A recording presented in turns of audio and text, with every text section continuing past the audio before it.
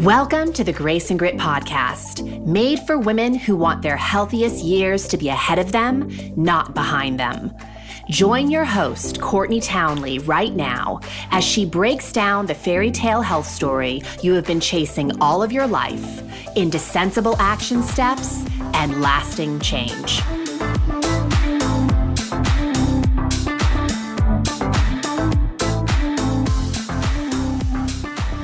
Hello, my friends, and welcome to the Grace and Grit podcast. This is your host, Courtney Townley. As always, I am so grateful that you're here. Now, before we dive into today's topic, which is going to be deep work for deep health, I want to announce the winner of this past month's drawing. Those of you who've been listening to the podcast the past few episodes know that I announced about a month ago that I am committed every month to doing a drawing for a 1-hour free consult with me. For those of you who go over to iTunes and rate and review the show, and then email me to let me know that you have done so. So this month's winner is Marty Wooster. And I'm going to quickly read her review. She says, I love this podcast so much. Courtney addresses all aspects of health beyond the simplicity of diet and fitness. She is a powerful and relatable voice that teaches you how to prioritize and plan the life you want to live. I can listen to any episode on a walk or first thing in the morning or last thing before bed, and I feel guided and supported. She is an incredible resource for this 40-something perfectionist mom who is looking forward to her best years yet to come. So Marty, thank you so much for leaving that review, and I will be in touch with you via email about booking your 1-hour free consult.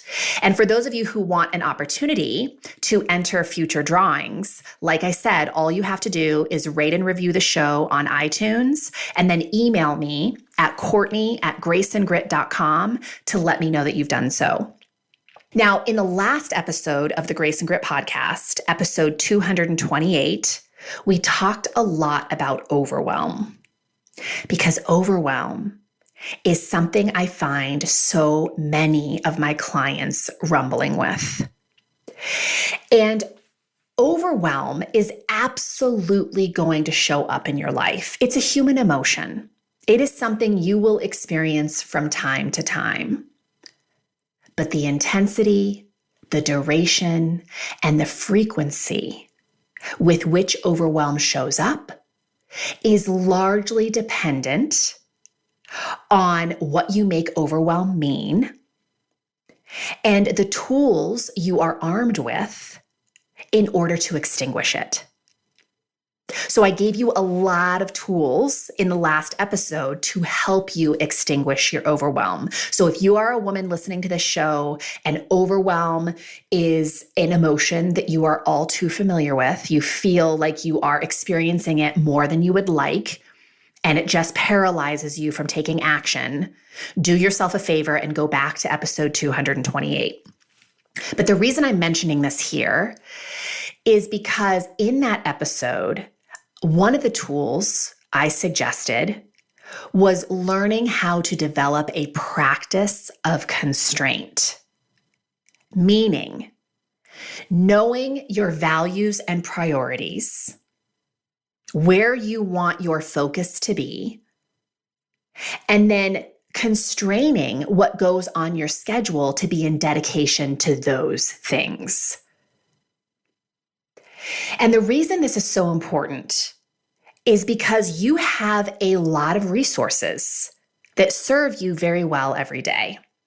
You have the resource of time, of energy, of willpower, of focus, of mental bandwidth, of creativity, lots of resources.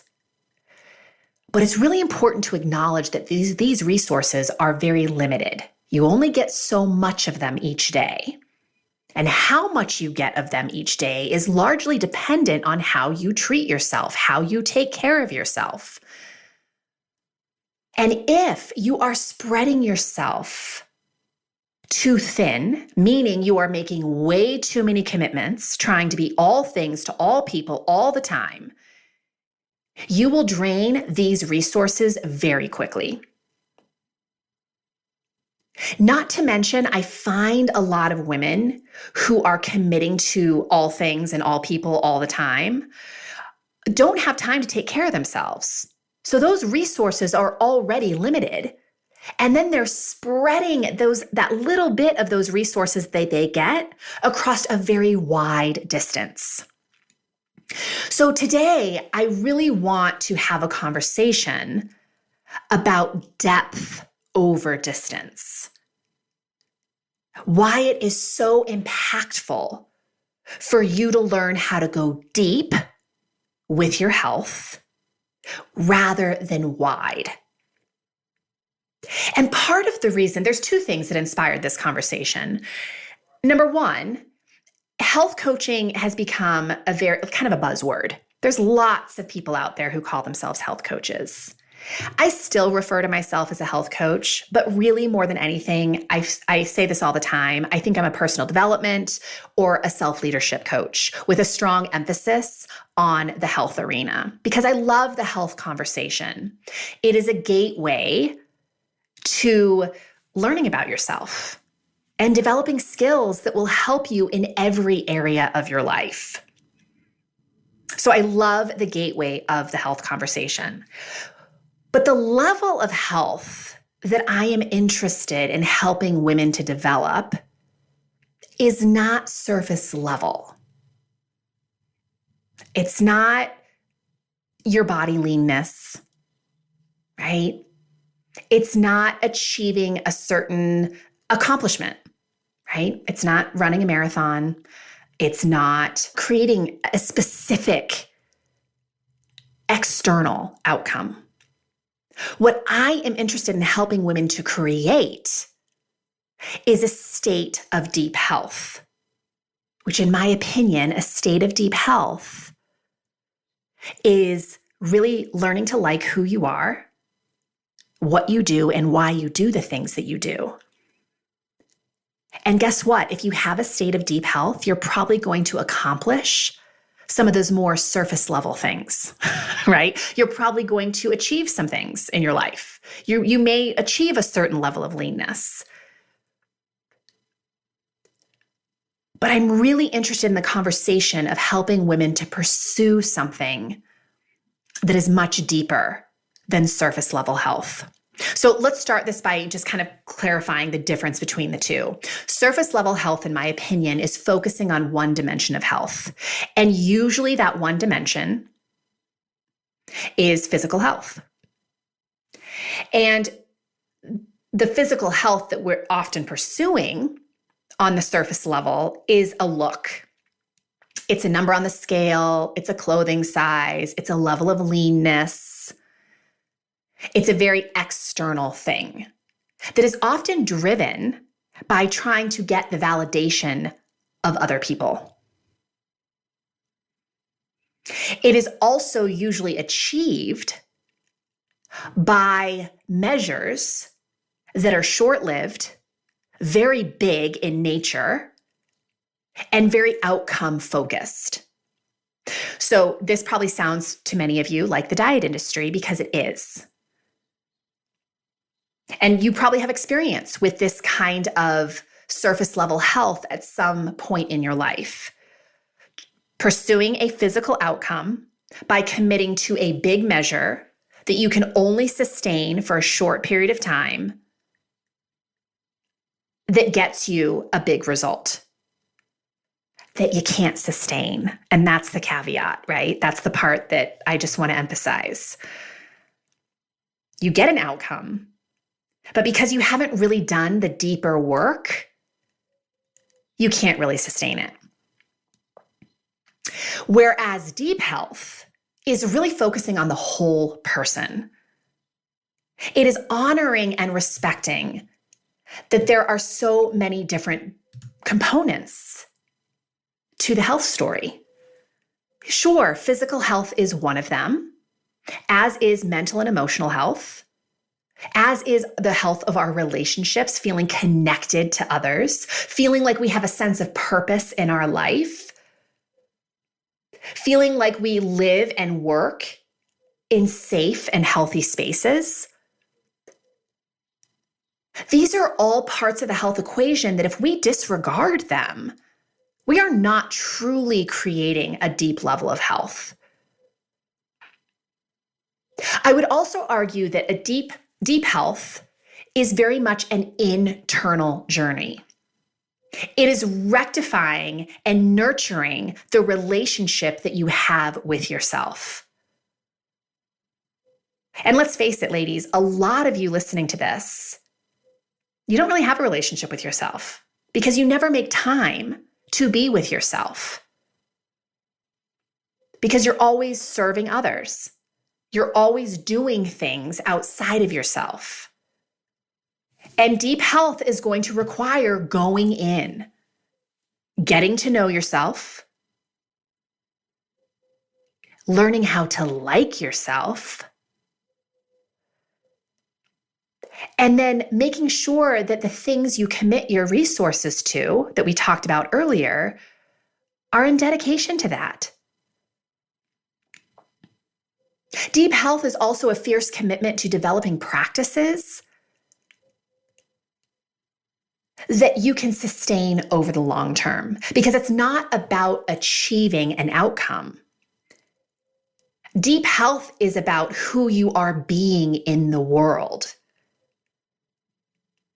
It develops your identity into something that you respect and really like, versus just achieving a once-in-a-lifetime thing, like running a marathon, achieving a certain weight, right? That kind of thing. And there's no question that deep health requires a lot of deep work. Now, I mentioned there were a couple reasons why I wanted to have this conversation today. The other reason I wanted to have the conversation, aside from sort of wanting to make it clear the type of work that I do with my clients, is I'm in the middle of listening to Cal Newport's book called Deep Work: Rules for Focused Success in a Distracted World. Now, Newport wrote this book really to help professionals create more valuable content in shorter periods of time by being less distracted. But I have to tell you that listening to this book, so much of what he talks about and what he teaches crosses over into the health arena. Specifically, the type of work he promotes, deep work, I believe, is largely what helps us to create a state of deep health. So he refers to deep work as being distraction-free, high concentration work that improves your skills, creates a lot of value, and is very hard to replicate.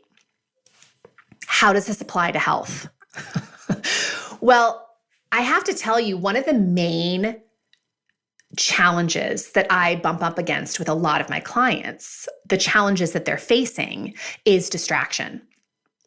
They're distracted by all the things that they could commit their time and energy to. They are distracted by all of the different avenues that the diet and fitness industries are presenting them with.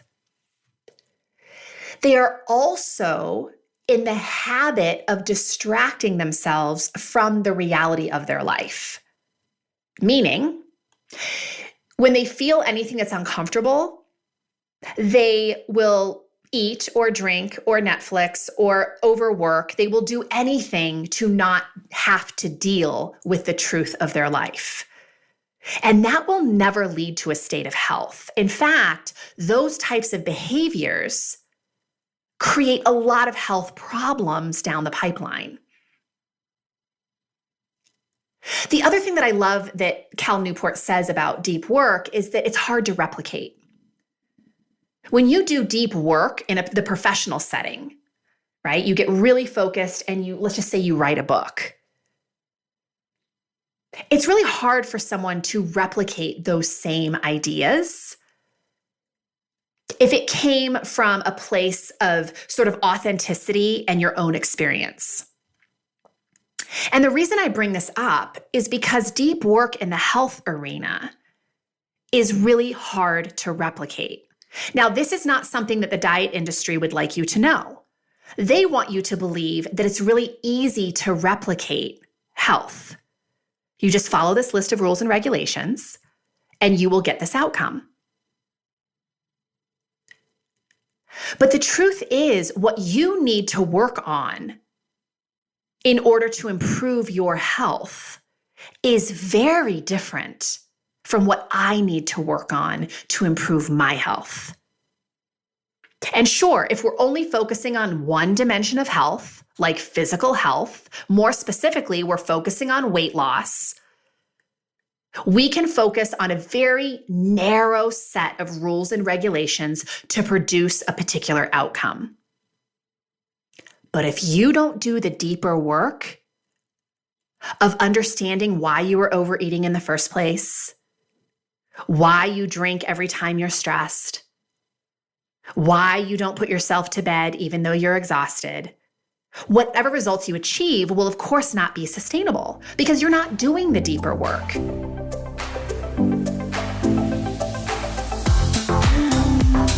Contrary to what popular culture has conditioned you to believe, your life's work is not to obsessively worry about your weight or how to look when you put on a swimsuit. The real work of your life is to like who you are, what you do, and why you do the things you do. The real work of your life is to become a fully expressed and authentic human, whatever that means for you. And you simply cannot do that work if you're feeling mentally and physically depleted. So I would love to invite you to join Rumble and Rise, which is my private community where I help women step into self-leadership so they can lead themselves into their happiest and healthiest future. If you'd like to join us inside this community, you can read about all the details and all of the goodness that this space provides by heading on over to graceandgrit.com/ready to rumble.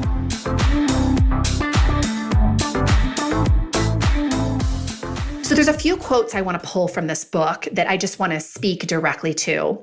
The first one being, Cal Newport says that clarity about what matters provides clarity about what does not. Clarity about what matters provides clarity about what does not. And I love this because one of the first things that I teach my students is to basically find their true north. What does that mean? It means knowing the direction you want to head in terms of your health. Why are you improving? Why are you even committed to improving your health? What does that look like for you? Clarity is the mother of discipline. When we're really clear about the direction we want to go in, we can start filtering our decisions through that clarity. So we basically make decisions more easily. What needs to go and what needs to come in. Clarity is key. And if you aren't clear on the direction you want to head and why you want to head there, you will take a very meandering path and probably feel like you're not getting very much traction. So clarity is really important for deep work. Also, your clarity is very personal. Your reasons for pursuing anything are very different from my reasons. Newport also says, if you can't learn, you can't thrive. If you can't learn, you can't thrive. And I specifically pulled out this quote because I had a conversation recently with a client who had a week where she just felt really misaligned. Like she had made a commitment to take care of herself in a certain way. And by the time we spoke, she really hadn't shown up in those ways. And she was feeling really bad about it. And she was beating herself up. And I told her that you can beat yourself up, but all that's going to do is keep you off track longer. You're going to feel really lousy about yourself. And when you feel lousy, you make lousy decisions. Or you could remind yourself that nothing has gone wrong here. The path to change, the path to deep health is inherently messy and imperfect. And it is meant to be that way because that's where you get to learn. But this is not work that most people want to do.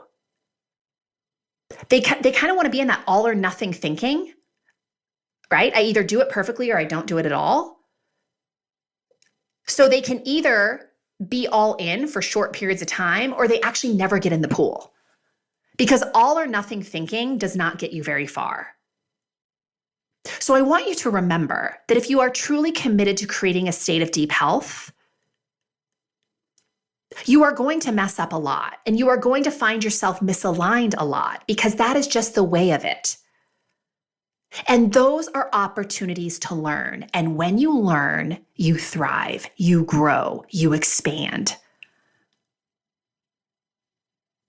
He also says to simply wait and be bored has become a novel experience in modern life. But from the perspective of concentration training, it is incredibly valuable. So the reason this struck me is because a lot of what is being presented in the health arena these days in modern day life is very complex. Very complex measures. And a lot of people have convinced themselves that they need something complex, that being consistent with basic things is not enough. And I have never seen that to be true.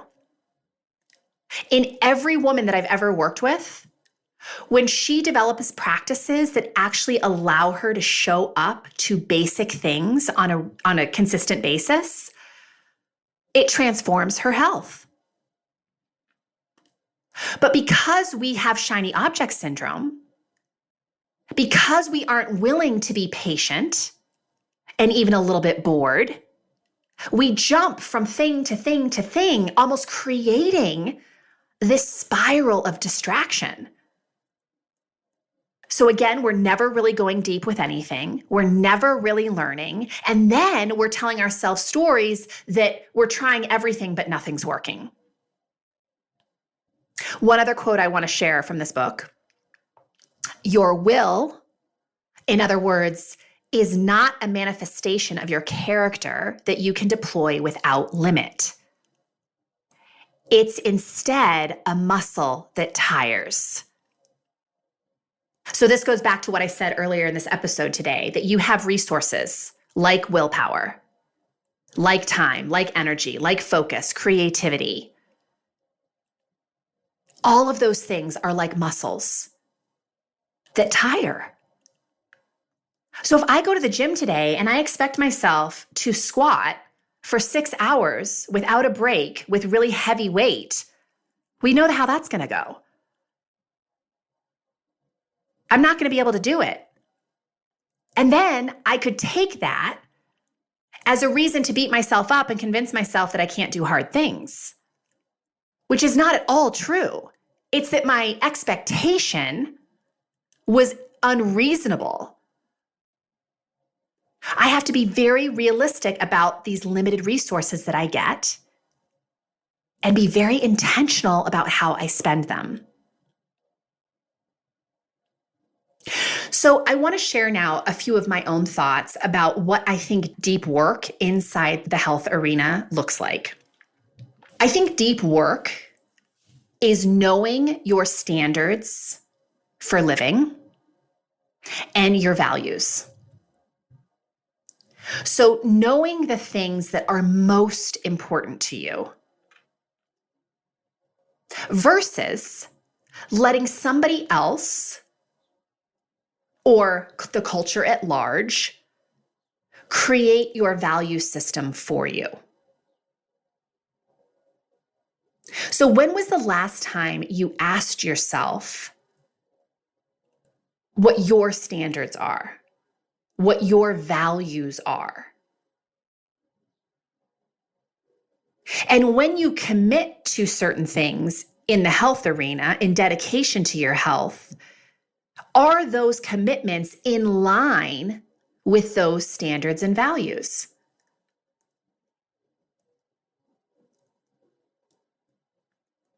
So if I'm someone who says that, independence is really important to me, that's one of my values, but I'm constantly reaching for other people's rules and regulations to improve my health. Do you see where that sort of misalignment is?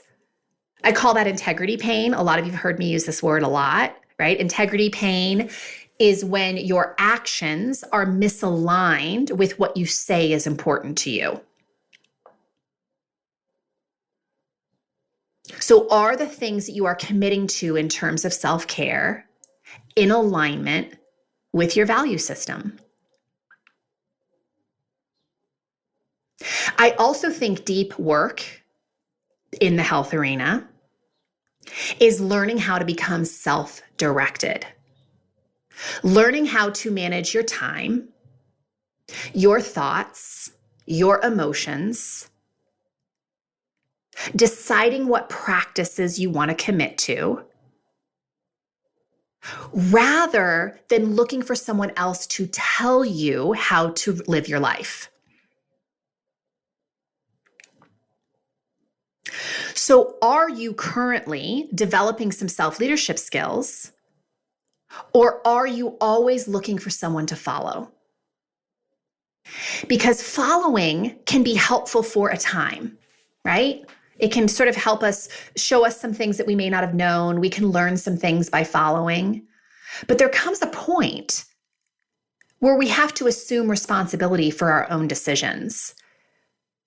And if we don't learn how to do that, if we don't learn how to develop self-leadership skills, we're never truly going to achieve a state of deep health, because we're always going to expect someone else to tell us how to create health, and nobody knows your life the way you do. No one knows the truth about all those different dimensions of health in your life like you do.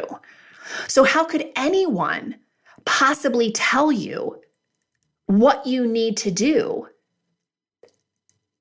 in order to create that state of health and happiness for yourself?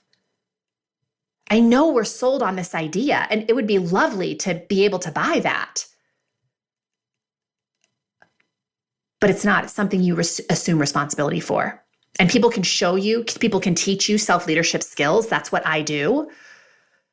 But I can't tell you specifically what needs to be done in the wholeness of your life in order for you to feel happy and create a state of deep health. That is your work. I think deep work in the health arena also requires mastering the basics. And the most advanced, I shouldn't even say advanced, but most evolved, probably people that I've ever worked with in terms of the way they think about their health, really understand this. You are never too advanced to go back to basics. The basics are the foundation of everything. And really complicated things are built off of basics. So this is why you see athletes and musicians and actors and people who have accomplished high skills in any area always going back to the basics to fine-tune them. And I see so many women in the health arena convincing themselves that the basics aren't enough, that they need, something far more complex before they have developed any kind of consistency around the basics. So I call this shiny object syndrome.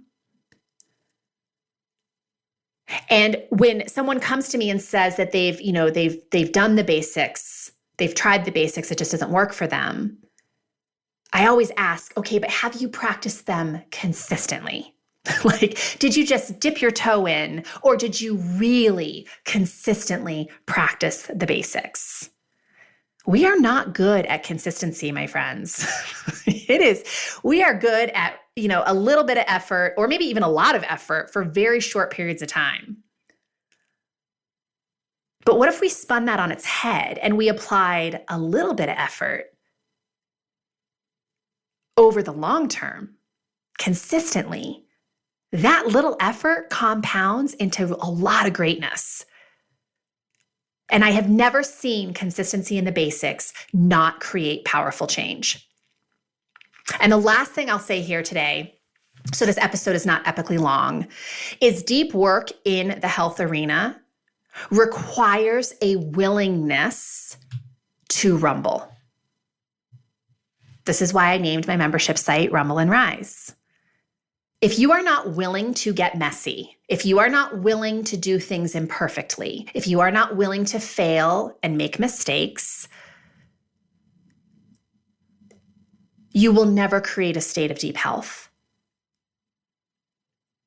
Because again, that is where the gold is. It's where we learn about ourselves, is in the messy parts.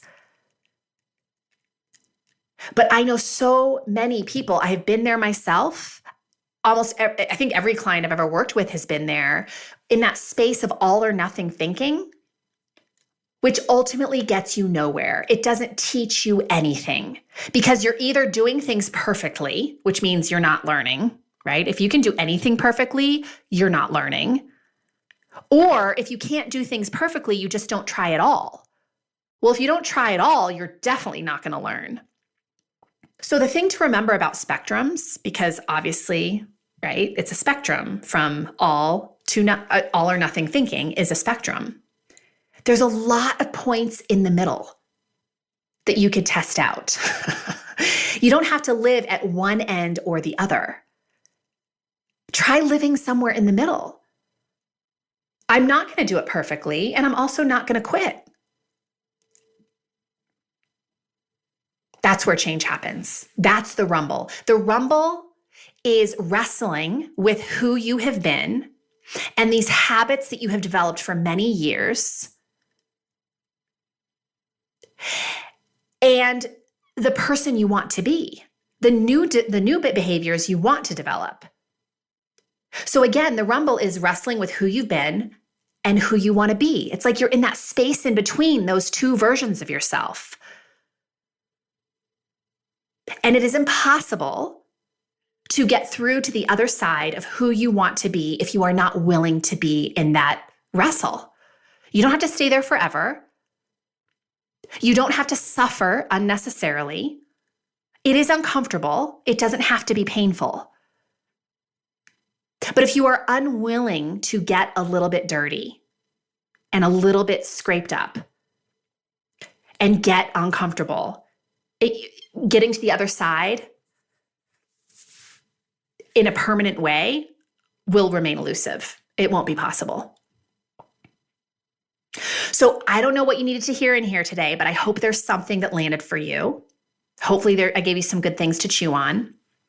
If you are interested in doing deep work to develop deep health, come join us inside of Rumble and Rise. It is an amazing community. It is unlike anything in the wellness industry that you will find because we really do focus on all dimensions of health. And you get to lead the way. You're writing your own owner's manual inside this arena. I'm helping you to develop skills, but you're really leading the way along your own journey, as you should. So check it out. You can always go to graceandgrit.com/ready to rumble to find out more. And I hope that I will be seeing you on the inside. All right, my friends, take care. I'll see you soon.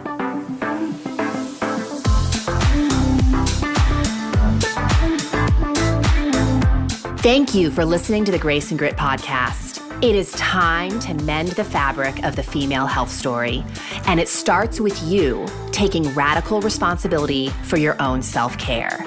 You are worth the effort, and with a little grace and grit, anything is possible.